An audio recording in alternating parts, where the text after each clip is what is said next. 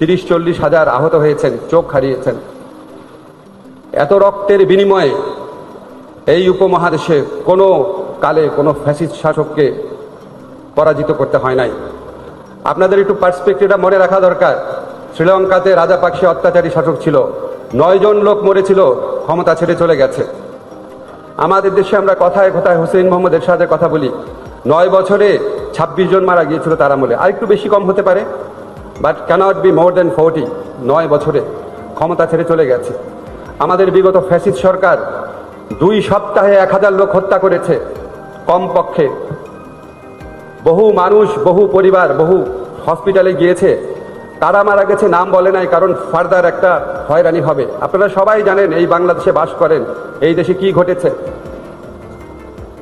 এরকম একটা হাহাকারের মধ্যে দিয়ে, এরকম একটা পৈশাচিক নির্মম ফ্যাসিস্ট ব্যবস্থার বিরুদ্ধে আজকে ছাত্র জনতা তাদের রক্ত দিয়ে, জীবন দিয়ে, জীবনপণ প্রতিজ্ঞা করে আমাদের শুধু দেশ গড়ার সুযোগ এনে দেয় নাই, আমাদের সামনে এই প্রশ্নও হাজির করেছে যে এরকম একটা ফ্যাসিস্ট নির্মম শাসন ব্যবস্থা যারা দেশের তরুণ ছাত্র সমাজের উপর গুলি করার নির্দেশ দেয় এবং গুলি চলার পর আরো অনেক বেশি মৃত্যুর জন্য নির্দেশ দেয়, হসপিটালে গেলে চিকিৎসা করতে দেয় নাই। আপনারা অনেক পত্রিকায় রিপোর্ট করেছেন। যাকে হত্যা করা হয় তার পরিবারের লোককে উল্টা মামলা দিয়েছে। এরকম একটা নির্মম শাসন ব্যবস্থা আপনারা প্রত্যেকে অনেস্টলি এই উপমহাদেশের সকল ফ্যাসিস্ট শাসন ব্যবস্থার সাথে কম্পেয়ার করে দেখেন। আমাদের মধ্যে তাই এই প্রশ্নও এই ছাত্র জনতার বিপ্লবের মধ্যে উত্থিত হয়েছে, এই ফ্যাসিস্ট ব্যবস্থা তৈরিতে আমাদের কি রোল ছিল? আমরা কি এই অন্যায়ের বিরুদ্ধে ভূমিকা পালন করেছিলাম? আমরা বলতে আমরা বিশ্ববিদ্যালয়ের শিক্ষক, সাংবাদিক, সাহিত্যিক, বিচারক, সরকারি প্রশাসনে যারা লোক আছে, আমরা কি আমাদের দায়িত্ব পালন করেছিলাম? আমরা ছোটবেলা থেকে একটা কথা বলি যে অন্যায় যে সহে আর অন্যায় যে করে মম ঘৃণা যেন তাহে তৃণ সমদ হয়, সবাই একই চাপের। আমরা কি আসলে করেছিলাম? আমি এই প্রশ্নটা আপনাদের সবার কাছে রেখে গেলাম, আমার কাছেও রাখি। আমার খুব মনে হয়, আমি নিজে বিচার অঙ্গনের লোক এই সেন্সে যে আমার অনেক ছাত্র বিচারক, অনেক ছাত্র হাইকোর্টে বিচারক, আমার বন্ধুরা হাইকোর্টে বিচারক, আমার বড় ভাইরা হাইকোর্টে বিচারক। আজকে আপনারা যতটুকু জানেন আমার কোনো কিছু কম জানার কথা না, তো আমার কাছে বারবার মনে হয় এই প্রশ্নটা উত্থাপন করার সুযোগ আমি টেলিভিশন টক শোতে পেতাম। আল্লাহ আজকে আমাকে সুযোগ দিয়েছে প্রশ্নটা এখানে করার, যে আমরা কি আমাদের ভূমিকা পালন করতে পেরেছিলাম কিনা। এখন দুঃস্বপ্ন, হতাশা, দুঃখের দিন হয়তো শেষ হয়েছে। আমরা একটা নতুন বিগিনিং করেছি। আপনারা দেখেছেন আমরা এমন একজন চিফ জাস্টিসকে পেয়েছি, আমি ব্যক্তিগতভাবে সারা জীবন ওনাকে শ্রদ্ধা করতাম। আপনারা প্রত্যেকে জানেন ওনার সাথে আগের চিফ জাস্টিসের পার্থক্য কি। এগুলি বলা হয়তো খুব অ্যাপ্রোপ্রিয়েট না, এখানে পলিটিক্যালিও কারেক্ট না, বাট আপনারা একটু চিন্তা করে দেখবেন যে উনি শুধু শিক্ষার ক্ষেত্রে না, ইন্টিগ্রিটির ক্ষেত্রে, দক্ষতার ক্ষেত্রে, যোগ্যতার ক্ষেত্রে, ন্যায় বিচারের ক্ষেত্রে ওনার অবস্থানটা কোথায়। আমি এটা কেন বললাম, বিকজ এই চিফ জাস্টিসের নিয়োগের মধ্যে দিয়ে আপনারা আমাদের ইন্টেনশনটা বুঝতে পারবেন, আপনারা এই নতুন সরকারের ইন্টেনশনটা বুঝতে পারবেন যে আমরা মেধাকে মূল্যায়ন করি, সততাকে মূল্যায়ন করি, যোগ্যতাকে মূল্যায়ন করি। এই chief justice doctor Syed Refaat আহমেদের নিয়োগ এটার একটা সিগনেচার স্টেটমেন্ট। আমরা যখন অ্যাপিলেট ডিভিশনে আমাদের সরকারের সুযোগ এসেছে, আমরা এই যোগ্যতার ভিত্তিতে নিয়োগ দেওয়ার চেষ্টা করেছি আমাদের সরকারের পক্ষ থেকে। শুধু আমার মন্ত্রণালয়ের কথা বলছি না, ভবিষ্যতে নিয়োগের ক্ষেত্রে আমরা এরকম করার চেষ্টা করব। আমি মনে করি, ব্যক্তিগতভাবে আমি মনে করি, বিশ্বাস করি, আজকে আপনারা নিম্ন আদালতে যারা জাজ আছে আপনি দেখবেন তাদের একটা থরো কম্পিটিটিভ এক্সামের মধ্যে দিয়ে যেতে হয়। আমি উচ্চ আদালতের উপর রিসার্চ করেছি, ইউএনডিপির প্রজেক্টে কাজ করেছি। আমি উচ্চ আদালতের ক্ষেত্রে এরকম নিয়োগ পদ্ধতি দরকার আছে কিনা এগুলি বিষয়ে অনেক চিন্তা ভাবনার খোরাক আছে। আমার উচ্চ আদালত, আমার নিম্ন আদালত, যেই উচ্চ আদালত যে নিম্ন আদালতকে কন্ট্রোল করবে, অভিভাবকত্ব করবে, সেই উচ্চ আদালত তো আরো বেশি যোগ্য, আরো বেশি সৎ, আরো বেশি ডেডিকেটেড বিচারকের প্রয়োজন আছে। আমি বলছি না সেখানে সেরকম বিচারকরা অনেকেই আছেন, অনেকেই আছেন। আমি প্রধান বিচারপতির কথা বললাম, আমাদের এখানে অনেকে আছেন, আমাদের ঢাকা ইউনিভার্সিটি ল ডিপার্টমেন্টের বেস্ট স্টুডেন্টদের মধ্যেও কেউ কেউ আছেন এখানে বিচারক হয়েছেন। সবার ক্ষেত্রে এরকম হয় নাই। আমরা চেষ্টা করব বাংলাদেশের উচ্চ আদালতে নিয়োগ সহ সকল ক্ষেত্রে সংস্কার আনার।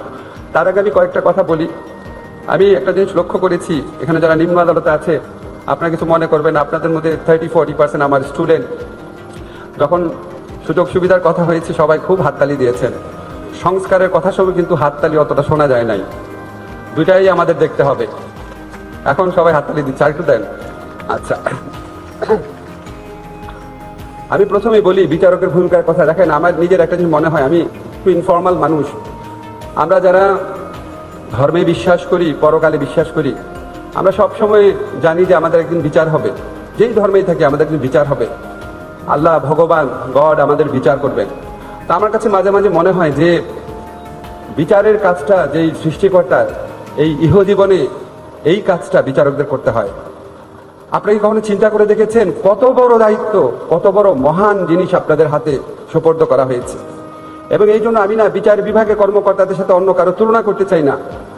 আপনাদের গুরুত্ব অন্য যে কোনো সার্ভিসের মানুষের চেয়ে বেশি।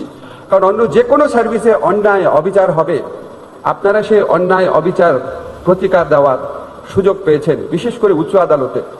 ফলে এখানে যখন অনেক কিছু ঘটতো, আমি টক শোতে অনেক কিছু বলতাম, নাগরিক হিসাবে দেখতাম, খুব কষ্ট লাগতো। প্রায় দেখতাম যে কনভেনশনাল একটা স্টেটমেন্ট থাকতো প্রধান বিচারপতির ভাষণে, বা অন্যান্য বিচারপতিরা সুযোগ পেলে বলতেন বিচার বিভাগের মর্যাদা রক্ষা করতে হবে, বিচার বিভাগের ভূমিকাকে প্রশ্নবিদ্ধ করতে হবে না, বিচার বিভাগের ইমেজকে রক্ষা করতে হবে।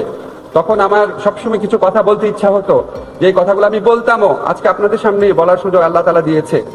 বিচার বিভাগের মর্যাদা, ইমেজ সবচেয়ে বেশি নির্ভর করে বিচার বিভাগের কর্মকর্তাদের উপর, বিচার বিভাগের কর্মকর্তাদের উপর। বিচার বিভাগে যদি এমন কোনো বিচারক, প্রধান বিচারপতি থাকেন, যদি একটা ছাত্র সংগঠন থেকে ফুলের শুভেচ্ছা নেন, পুলিশের একজন ধিকৃত কর্মকর্তার থেকে সোনার তরবারি নেন, যদি বিচার বিভাগে এমন কোনো প্রধান বিচারপতি থাকে যিনি আন্দোলনরত ছাত্রদের কাছে উপহাস করেন, যদি এমন কোনো বিচারপতি থাকে যিনি টকশোয়ে বক্তব্যের জন্য স্বরাষ্ট্র মন্ত্রণালয়কে নির্দেশ দেন যে কেন তার বিরুদ্ধে ব্যবস্থা নেওয়া হচ্ছে না, বিচারপতির দায়িত্ব মৌলিক অধিকার রক্ষা করা, আর উনি স্বরাষ্ট্র মন্ত্রণালয়কে নির্দেশ দেন কেন তার মৌলিক অধিকার নষ্ট করা হচ্ছে না, লঙ্ঘন করা হচ্ছে না, গ্রেফতার করা হচ্ছে না।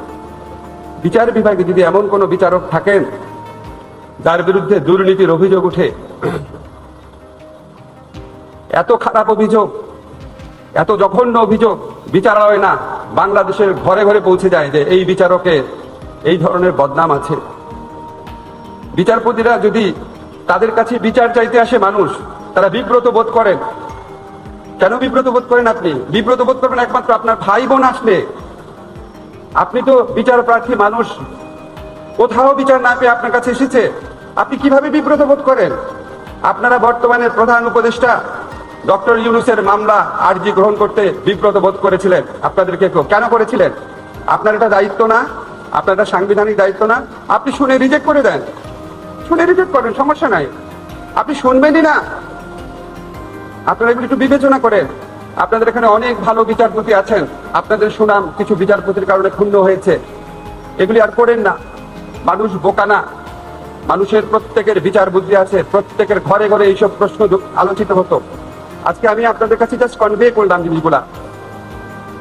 এর পাশাপাশি সশ্রদ্ধ চিত্তে স্বীকার করি, বাংলাদেশের বিচার বিভাগের হাতে বহু বড় বড় ঘটনা ঘটেছে, গণতন্ত্র ফিরে এসেছে এবং অবৈধ সংশোধনী চ্যালেঞ্জ হয়েছে। আমি ব্যক্তিগতভাবে এই উচ্চ আদালতে কয়েকবার ন্যায় বিচার পেয়েছি, অনেকে পেয়েছেন। অনেক সময় আপনারা রাজনৈতিক নিপীড়ন থেকে রক্ষা করার জন্য জামিনের ব্যবস্থা করেছেন, সব করেছেন। কিন্তু আমার একটা প্রশ্ন কি, মানে আমার ব্যক্তিগতভাবে মনে হয় আমাদের সবচেয়ে বেশি পরিশুদ্ধ, সবচেয়ে বেশি দায়িত্বশীল, সবচেয়ে বেশি অ্যাকাউন্টেবল প্রতিষ্ঠান হওয়া উচিত বিচার বিভাগের। অন্য যে দায়ী করুক, বিচার বিভাগ ঠিক থাকলে আপনি দেখেন ট্রাম্প তার যে নিয়োজিত উচ্চ আদালতের বিচারক, তাদের কাছে কি সব ক্ষেত্রে প্রত্যাশা মতো রায় পেয়েছেন? পান নাই। তার দলের লোককে নিয়োগ দিয়েছেন, পান নাই। যখন আপনি বিচারক হন, আপনার ভূমিকা হচ্ছে ইহকালে সৃষ্টিকর্তা পরকালে যে কাজ করে সেই কাজের কাছাকাছি একটা কিছু, সেটা বিবেচনায় রাখবেন। আর সুযোগ সুবিধার কথা বলেছেন, একটা জিনিস আমি বিশ্বাস করি, অবশ্যই সুযোগ সুবিধার প্রশ্ন আছে। ইতিমধ্যে আমি আপনাদের জানাতে চাই, 140টি নতুন ডিস্ট্রিক্ট জাজ পদ সৃষ্টি করার জন্য আমরা আইন মন্ত্রণালয় থেকে উদ্যোগ নিয়েছি। আমার ধারণা এটাতে আপনাদের পদোন্নতির যে জটিলতা আছে সেটা কিছুটা হলেও কেটে যাবে। গাড়ি নগদায়ন একটা বড় ইস্যু। ব্যক্তিগতভাবে আমার মনে হয় গাড়ি আসলে মানে এই যে পর্যায়ে এখন দেওয়া হয়, তাদের কাউকেই দেওয়া উচিত হয় নাই। কেন হয় নাই? এটা একটা গরিব দেশ, আমি এই উপদেষ্টার দায়িত্ব নেওয়ার আগ পর্যন্ত আমি রিক্সায় চড়তাম, পাবলিক ট্রান্সপোর্টে চড়তাম, সিএনজিতে চড়তাম, সত্যি চড়তাম। আমার খুব শখ ছিল উপদেষ্টা হওয়ার পরে চড়বো, কিন্তু আমাকে প্রচন্ড ভয় দেখানো হয়েছে, এটা অসম্ভব সিকিউরিটির কারণে, অসম্ভব, কোনোভাবেই অ্যালাউ করবে না। একটা গরিব দেশের সবচেয়ে বেশি থাকবে হচ্ছে পাবলিক ট্রান্সপোর্ট। আমরা বিদেশে দেখি, এখানে অনেকে বিদেশে পড়াশোনা করেছেন, মন্ত্রীরা ট্রেনে করে অফিস করছে। তা আমাদের এখানে এটাই উচিত ছিল, কিন্তু আমরা এখানে একটা বড় বিভাজন করে রেখেছি। এখানে কোনো সার্ভিসে উপসচিব হলে গাড়ি পাবে, সেই জন্য আপনাদের মনে অত্যন্ত সঙ্গত কারণে এই প্রত্যাশা তৈরি হয়েছে যে তুমি যদি পাও, আমি পাবা না কেন। তো আমি আপনাদের সাথে একমত, গাড়ি যদি তারাও পায়, অবশ্যই সমমর্যাদা যারা আছেন অবশ্যই যৌক্তিকভাবে আপনার একটা দাবিদার। তবে আমি আমার নিজস্ব বিশ্বাস, যদি কখনো আমরা সবাই মিলেই এটা ত্যাগ করতে পারি, সবাই মিলেই, যে না, একটা নির্দিষ্ট পর্যায় পর্যন্ত আমাদের পাবলিক ট্রান্সপোর্টমুখী হতে হবে। আমি বিশ্বাস করি আপনারা যদি দেখেন সকল কর্মকর্তা, আপনাদের পদমর্যাদার সকল কর্মকর্তা এই সুবিধা প্রত্যাহার হয়েছে, আপনারা ওটার সাথে একমত হবেন। আপনাদের বৈষম্য থেকে যন্ত্রণা সৃষ্টি, তা আমিও মনে করি যতদিন অন্যরা পাবে আপনাদেরও পাওয়ার প্রত্যাশা যৌক্তিক, এটা মেটানো উচিত।